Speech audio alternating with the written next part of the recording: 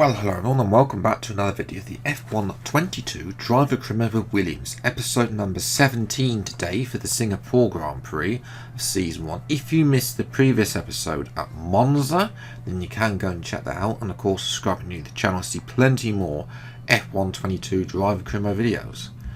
But yes, R&D wise, of course, we've got a little bit of time between Monza and Singapore, so this is a good time to get some solid R&D on the car, you know, because the car post-performance patch for Monday is still the worst on the grid. I mean, it's mirroring real life, the fact that the Williams is a potting shed to drive as well.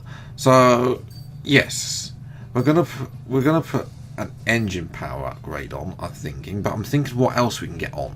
Hydraulics, I'd like to have a bit of the thing, but it is going to have to pay full price just to get it on. And then we're going to put that minor engine power on, as they both fail. What was the point of me buying those upgrades? I mean, that minor hydraulics upgrades cost me 1,500 resource points now. As well. We do have a weight redistribution, weight reduction and drag reduction upgrade though come in for this race. They were purchased in the previous episode as well, but yeah, that's a 60% failure rate basically, but it does put us closer to AlphaTauri.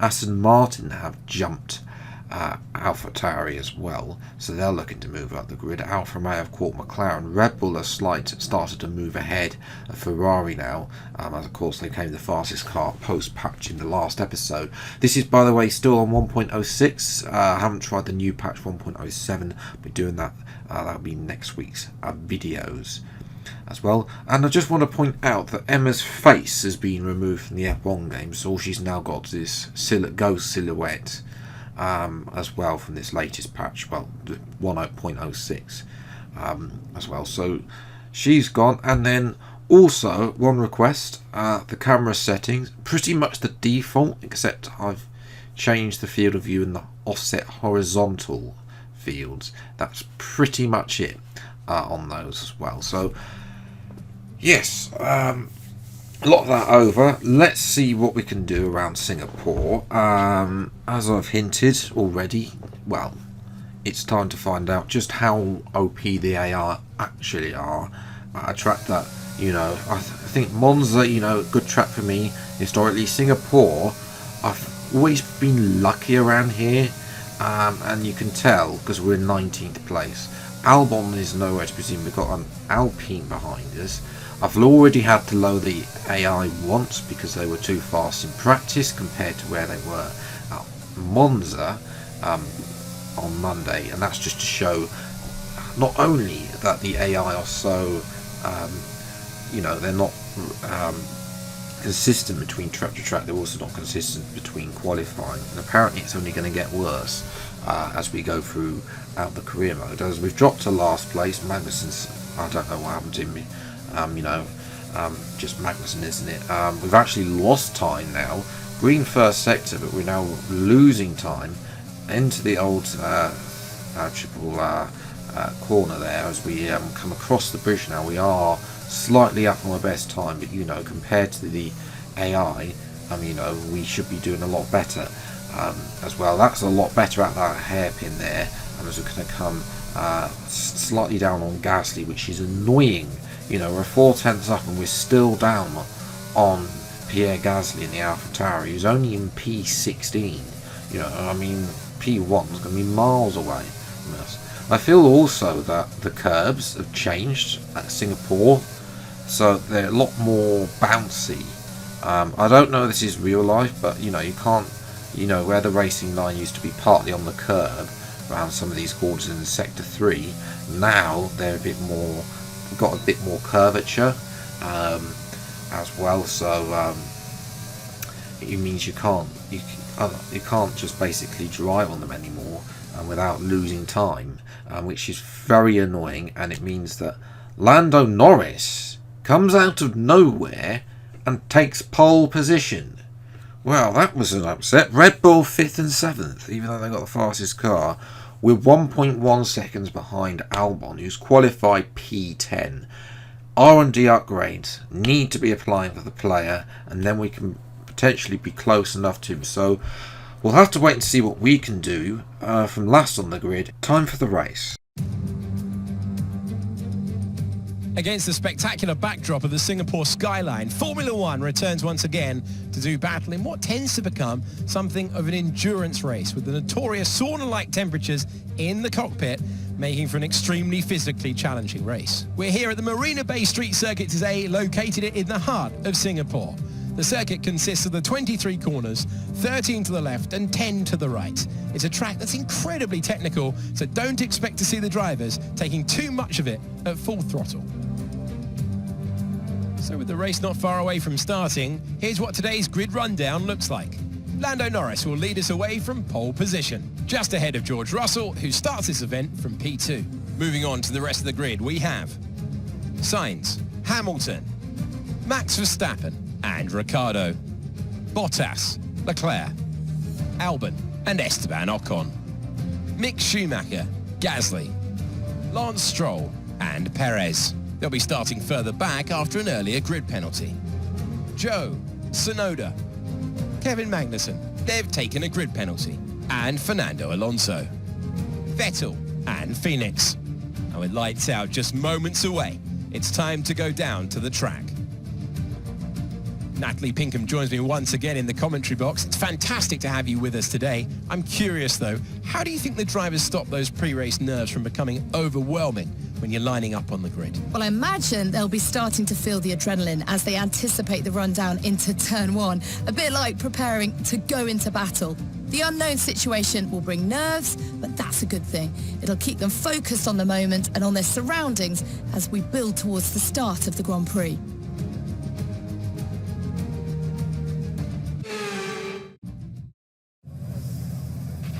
Okay, here we go. I know what you can do. Don't let me down. So, race strategy, as I'm going to quickly just say my setup, I put a bit more wing on for the race. It felt a little bit more floaty. I've also lowered the tyre pressures by one. Apparently having higher tyre pressures has an issue with the new handling, so obviously that's good. Race strategy though is going to be a one stop from from soft to medium. I did look at medium to soft, but it's slightly slower. And if I was further up the grid, then I look at it. Max Verstappen, for example, is looking at that. The only man on the grid to be doing so. I just want to point out, apologies for the audio from this moment onwards. It's basically out of sync with the video, so I've lowered it. So it is still playing in the background, but I've lowered it so it's less lowerable. So apologies about that. Don't let me down. But yes, we're going to start on the softs. We're going to see what we can do with 5 red lights coming on from last place on the grid, and away we go. And well, it's initially a good start, but then the AI just waltz away into turn 1. I don't think I've not managed to beat the AI, but we'll go sweeping around the outside there. I'm going to do it turn 2 as well. The AI asleep on the glued to the inside here, and we're just able to, the car had so much grip that we're just able to have, with those higher wings. Maybe the AI have got lower wings than us, that gives us a factor that we're able to waltz down around the outside. We'll have a look at Gasly, who's broken early to defend from Stroll, but Gasly's going to out traction us.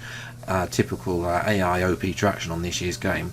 And now we're going to get in his slipstream. Can we have a look down the inside? Pierre tries to squeeze us, but we're going to squeeze him out on the outside and move up to P11. So a very good start. Norris, can he turn his shock pole into a win? We'll have to wait and see. Sainz has jumped the two Mercedes, Verstappen, Ricciardo is not in there. And as for Leclerc, he's behind Albon now, and Ricciardo, as Verstappen has damage and he's in for a stop. We're going to cut off Gasly, and what's happened to Ricciardo here? He was way further up the road than this, and this is what happened. He was battling Albon having the best race of the season, and he's gone deep into the turn 1, lucky not to get contact with Alonso there, and Leclerc. Now he's battling Leclerc. You know, if we can keep with this lot, then, you know, I think we can make a position. We're going to dive down the inside here. That was a big dive, I'm not going to lie. That was a dive bomb and a half. But, you know, needs must when the AI are this OP around everywhere, pretty much.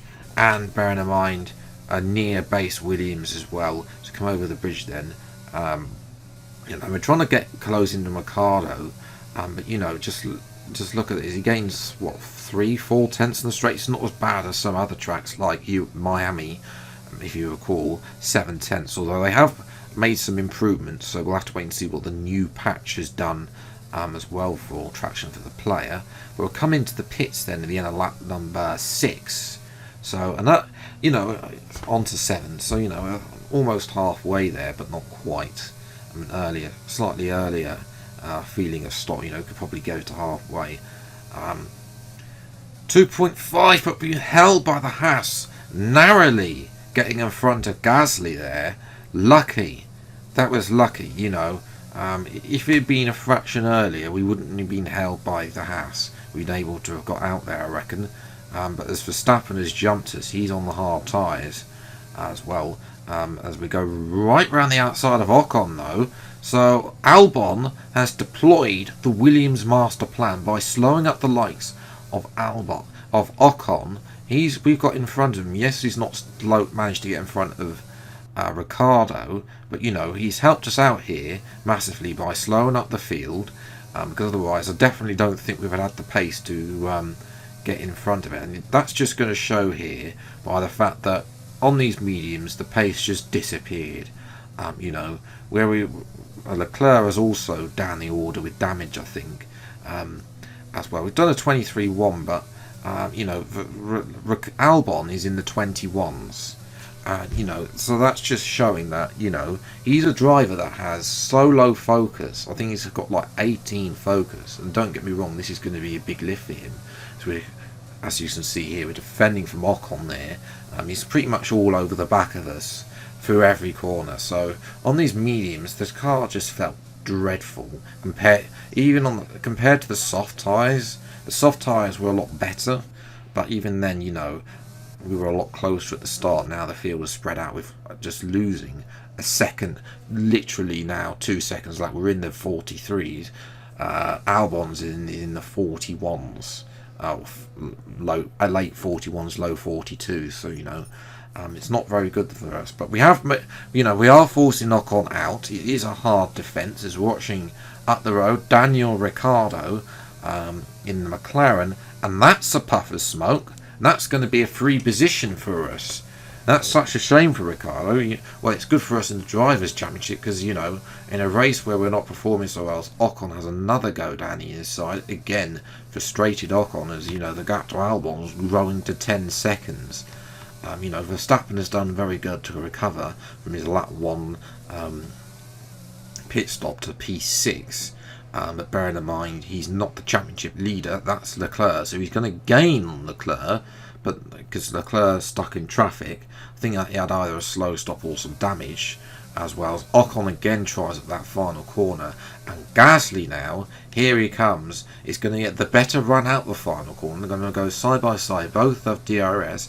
Schumacher, I think that is in the background, is going to have a look as well at these two, should the two Frenchmen have a bit of carnage there.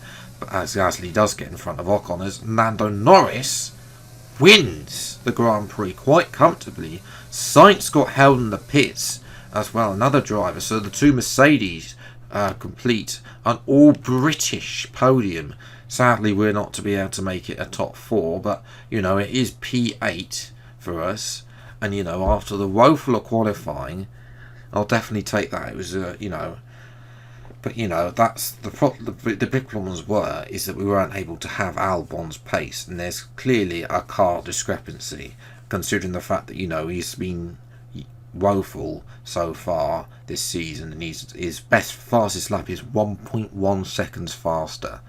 So, yeah, we'll have to look to bounce back next time out at Japan, which not a very good circuit for me either. And you can see there, you know, we were keeping the whole field behind us basically in the end. But yes, Norris, a shock winner then, against the run of form of the likes of Ferraris and Red Bulls we've had so far. So Verstappen has cut the gap to 30 points, Sainz 41 points. Perez is 90 points behind but didn't score as he had his penalty as well. Norris moving that to P7. In terms of us, you know, McLaren, yes, they're up to P4 now, but Haas are closer up to us. As you know, just to show by the how many parts we have now, you know, we don't need to take any penalties between now and the end of the season. Unless we qualify last. That's the only time I'm going to be taking a grid penalty, is if we qualify last, because we might as well have a fresh engine for that race. Other than that, we can definitely manage this. We probably do it about, I'm not saying that it's perfect durability, but we probably do with maybe four parts and 3 of the other 2 that have less on it. So yes, but you can see there, Haas behind us haven't scored for multiple races now. If we can get Albon scoring points consistently between now and the end of the season, then we can definitely catch them in the Constructors' Championship. So that's the target for us, you know, not to lose out. Ricciardo had a DNF, so you know his teammate was winning the race, and you know he wasn't anywhere close to the podium. He was like P6, I think, but still. P8 for us and last on the grid. I'll definitely take that and finally getting back to the point. So yes, I hope you have enjoyed this video. If you did, leave a like, subscribe channel, and you see plenty more F1 22 driver career videos as and when they come out. Until the next video then, I'll see you next time. Take care, thanks so much for watching, enjoy your day, and goodbye.